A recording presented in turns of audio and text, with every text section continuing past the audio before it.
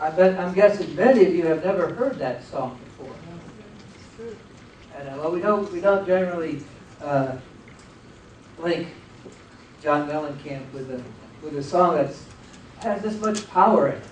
And that's one of the reasons why I really like this song, because it speaks about the power of now. It speaks about your life and where you derive the power of your life. That is now. In this moment, you are living your life. So in this moment is when you are experiencing the power and presence of Spirit moving in, through, and as your life. And everything that brings. Your life is now. Now many of us tend to live our lives then.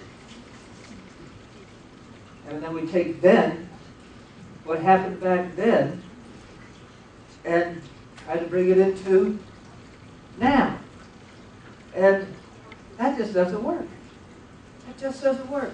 Because when we're going back to then, to live and to move it into now, what we're generally doing is we're generally grabbing stuff from back here that we wish we had done back then and wish that we had a different experience right here. So what we're doing is we're losing the opportunity to experience right here and right now by thinking about what was. And what was, you can't change from back there. You can change what was from right here, from now. You can't change what was. Believe it or not, you can't. It's changed through your understanding. Your greater understanding of Spirit, your greater understanding of who you are and your relationship with God. Because generally when we look at the past, or many times you look at the past, and all we see is something to feel guilty about, or we see something to feel bad about. And that we bring into our experience of the present moment. But if in the present moment we focus on the truth, on what is, we pay attention to what Spirit is bringing to us and through us right here, right now, as we live our lives, we can gain a greater understanding and look back on what was and know the truth about that. And actually change our past. Change our perceptions of our past. Change our experience of our past in the presence. We know why things happened to us back then in the present moment. You may not know it then, but you know it now. Your life is now. The power of Spirit that is you is now. And when I was teaching, oh God, I don't even know how long ago it was, when I was teaching unit teams, that was one of the first things I ever did in church before I became a pillar. I taught the unit teams, which was an age group that everybody feared. It was between 10 and 12 and a half, between 10 and 13, that age when young people were just, wah! They're 100%, 150%. I had a clock that said, now, in the room. That's all it said. Instead of numbers, it had now. And every week I would tell these children, you know, what time is it? And they finally got the idea that it's now. Yes, that's right. It's now. That's what we need to instill in ourselves and our children, that we have to live our lives now. Because it's the only time you have. Now is the experience of Spirit. Now is the experience of truth. Now is the experience of power, of wholeness. My brother Stephen who passed away about a year ago, he had a major experience. This is what I would call a miracle experience. This was several years ago. He was very much into metaphysics and spiritual thinking, although we didn't see eye to eye on very much. But we still had a good background, similar background. I don't really know why we didn't see eye to eye on very much, because we had similar backgrounds and similar beliefs in your main metaphysical things. Well, he was driving home from work one Halloween, and some drunk ran a stop sign and literally ran his car over, crushed it inside the car. And luckily there was an ambulance right there with some people that he knew because he was studying nursing, and they came running out and helped him, and they took him to the hospital, and everybody, the whole family, got the call that he was most likely not going to live. He had, they gave him not a big chance, and because he was totally messed up. They had to operate on him. They had to take all of his insides out and lay it out and stitch it back together and put him back in, and they just said, don't expect him to live. Well, we've all seen, and some of us have experienced, that when you're in a healing state in the hospital, the attendants like to come up to you and find out how rational you are, where your mind is. And they'll ask you, what's your name? Where are you? What day is it? They asked him, what's your name? And he said, I am. They say, what month is it? What year is it? Now.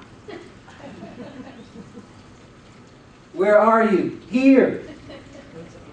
And that was the only answer he would give. I am here now. I am here now. And that perplexed the doctor so much, they even took him off the painkillers, because they didn't know if that was screwing his mind up. They didn't understand it. You know what happened?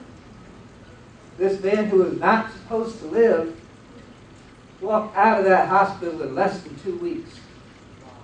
He healed himself in just a little over a week, completely, totally healed himself. I spoke to him later about this experience, and he said that while he was laying there, he knew that something was wrong. He didn't know what it was. He knew that he was driving home from work. There was a big explosion. He thought that maybe he was in a mortar barrage or something, because he was a long-time Vietnam vet. He was over there for a few tours. And the next thing he knew, there were some clowns, literally clowns, it was Halloween, dragging him across the street, and people looking at him and all that. And then all he knew is that he was in this great pain, and he had to heal. That his power was right here and right now, in the present moment. And he could not leave the present moment or he would die. So he kept his mind in the present moment, in his source of power. I asked him, what's your name? I am. In the present moment. Because in the present moment, that's all you know. All you know is, I am. That's who you are. Where are you? I'm here. In the present moment, that's the only place you are. You are here. What time is it? What year is it? Now. In the present moment, that's the only time there is. That's the only year there is. That's the only relevance of existence is now. That's the power. The power of being here and now, living here and now. Now when we tend to move out of our place of power, when we move into thinking about the future or thinking about the past, we like to do that a lot of times to bring up joy. You think of, oh, how great it's going to be when we go here. We won't be having this experience, but we'll be having a better experience. Or how great it was when this was going on in my life. Oh, it was just so great back then. And we're bringing up the feelings of joy, the feelings of wholeness, the feelings of what we believe we can experience in our present moment. Well, guess what? As you look to the past, as you look to the future, where are you experiencing that joy that you're looking at here or there? Where are you experiencing it? Now, right? You're experiencing it now. In his book, Power of Now, Eckhart Tolle says, all things that truly matter, beauty, love, creativity, joy, inner peace, arise from beyond the mind. Beauty, joy, love, inner peace are not in the mind. They're right here. They're in your heart. They are the experience that you have right in the present moment as you are living. So as we're looking someplace else for it, we may think we found it someplace else, but the experience is right here, in this moment, right here, right now. Jesus the Christ talked about this. In Matthew 6, he has a bunch on it. This is part of my favorite part, so I won't go through the whole thing. But here, in it, he says, for where your treasure is, there your heart will be also. For where your treasure is, there your heart will be also. We look at the preface of this, and he says, he's talking about laying up treasures in heaven where neither moth nor rust consumes, and where thieves do not break in and steal. For where your treasure is, there your heart is also. What is your treasure? What is your treasure?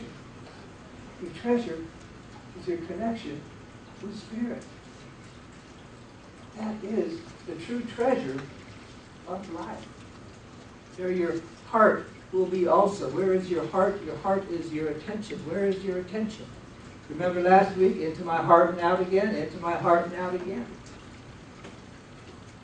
It's your attention. Where is your attention?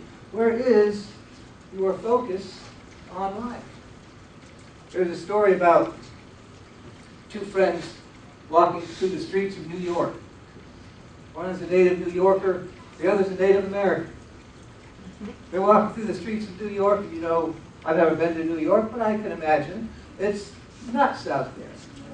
Lots of noise and honking and tooting and people talking and this going on, and you know, you always see in the movies, jackhammers and all this stuff.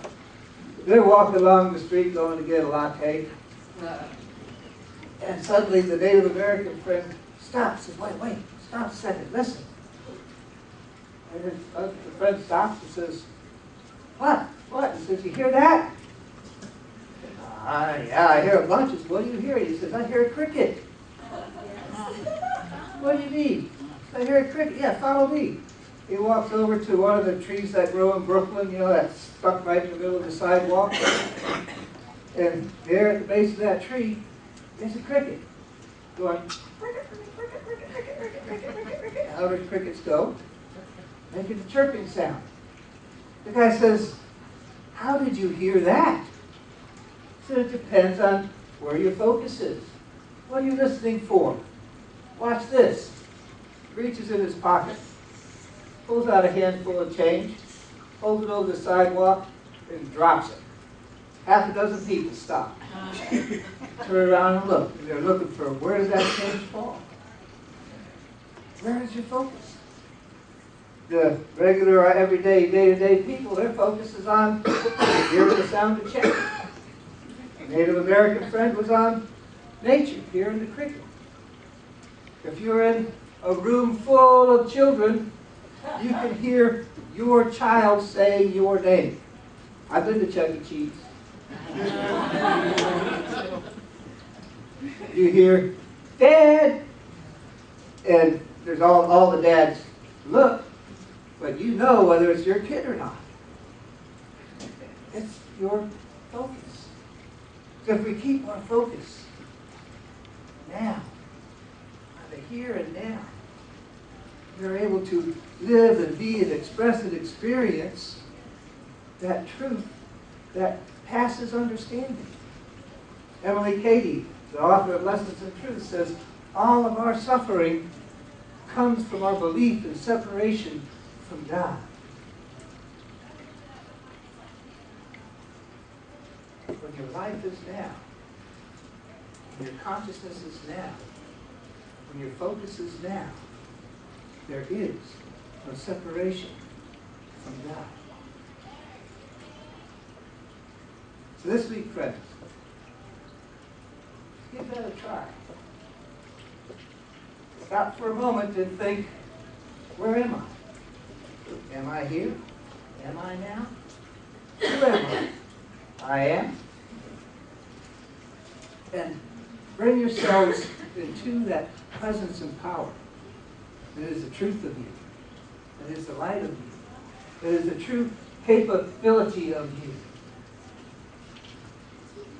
Here and now, you are the blessed. God bless you.